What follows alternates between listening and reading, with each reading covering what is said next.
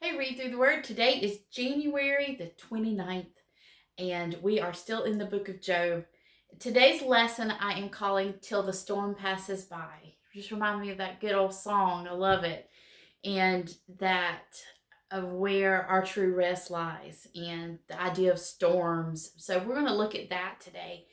And through the lens of a conversation between our friend Elihu and Job.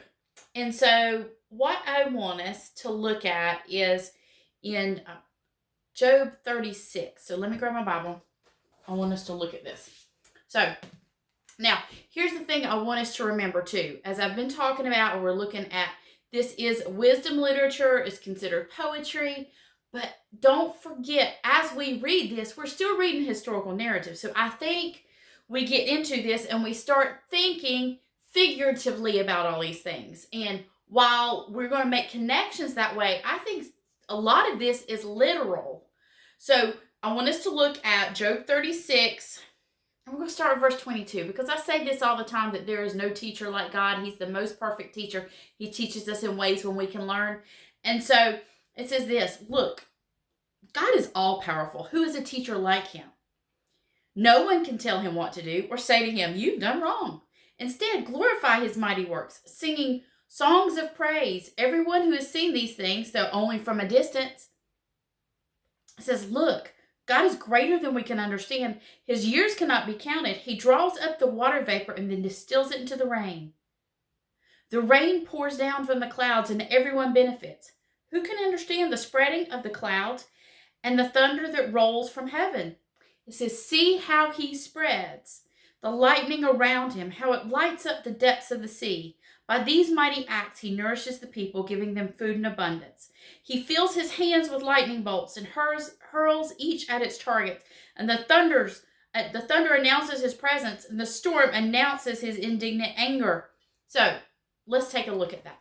So our guy Elihu is talking to Job, but in the middle of what sounds like poetry language, I want us to look at it, remembering also we're reading a historical narrative, that Elihu is standing before Job having this conversation and is doing, look, see how God gathers the clouds. Watch how the rains come forth. There's a real storm coming. Lightning, thunder, clouds, everything is coming. And he sees it. And he's going to use it to have this conversation with Job. And he's looking around and he notices some things. He noticed the thunderstorm is gathering. He noticed the lightning flashes, the thunder rolls. And he recognizes, hey, this isn't just a storm. This is the power and presence of God. And you need to pay attention, Job. Elihu tells Job that you need to recognize that God can use a thunderstorm for favor or for wrath. I think so many times we think of thunderstorms as judgment. I mean, rightly so, with the flood and everything. Noah's flood.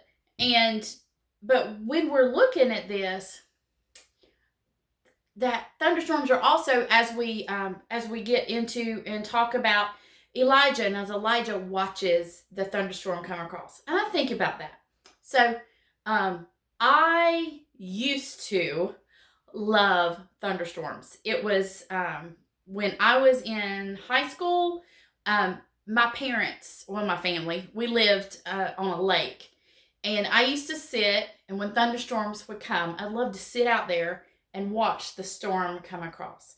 I've always loved the smell of a storm coming. I've always loved thunder and lightning until I became a homeowner.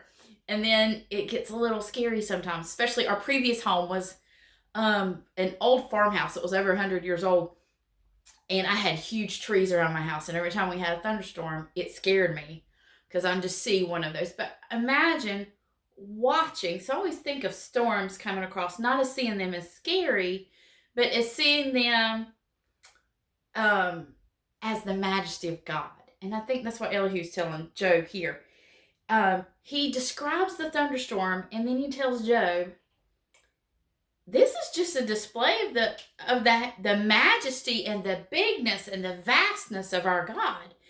And he says, we can't even, and to this day, a meteorologist will tell you there's a whole lot about weather that they just don't understand. That's why none of them can get it right all the time, because they can't get it all right.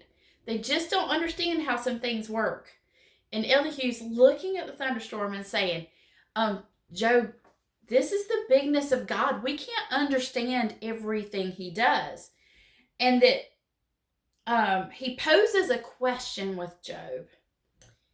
And he says this, okay, we know God is big. We know God is control. And that the storm could mean favor, could be judgment, it could be, what does this storm mean? What's the question here? And I think Elihu finally, as we do through the reading for the day, we figure out that Elihu is saying, I think all these questions you're asking, Job, God is getting ready to answer. He's making his presence known. God is on the move. The storm is proof of that. And God's getting ready to open his mouth and speak to you, Job. And it could have been so easy to be distracted by the scariness of the storm and not see what it meant. So remember how we're going to talk figuratively and literally. And yes, it was really a storm. And I think all of us probably would jump into this reading thinking of it as trying to think figuratively instead of literally with it. So yes, the literal's there, but there is figurative as well. And I think that's what I want us to look at is Elihu is making the argument with Job that this storm that they see gathering around and coming towards them is God showing his majesty to Job, as well as making Job think about how big God really is. Because the next thing we'll see is God himself speak to Job. And everything that we've seen physically shown through the storm, God will explain to Job, or at least make Job think about some things. And I think that's what storms are for. You know, the real storms that happen. We had one that came through here, a couple of nights ago. And I didn't realize it was as bad as it was until the next morning I get up. And I said, I woke up in the middle of the night last night, sat on the edge of my bed, and I have no clue what woke me up. And then everybody else was like, oh, there was a really big storm. Oh, I think I heard thunder. So the storm, a storm means what happened here was we had cold weather, warm weather came in, those fronts, wham, and you have a storm. So there's a physical reason for a storm. But what about the storms of life? Which is, I think, where we can take this text and go to. Because if we're looking at Job and we're looking about the idea of suffering, the idea of how God works, who he is, what we need to understand about him, that when we look at the storms of life, we get so distracted by the storms. How big the lightning is, how big the thunder is. Just like a regular storm. But when the bad things happen in life, we can get so wrapped up with how big the problem seems, how much noise it makes in our life. And I think we do that. Instead of seeing just like what God is doing with Job here, God is using the storm to prepare Job for something. Job doesn't know what's coming. He does not know the next thing that's going to happen. He doesn't know this conversation is coming. Elihu, this is why he's that friend we're like, oh, we like him. Because he is right on some of his things. And he's right in that you need to listen, Job. Because I think God's got something to say. And that's the same thing. We're going to talk a few times in my teachings that are right here together about this. This idea of The storms in our life that happen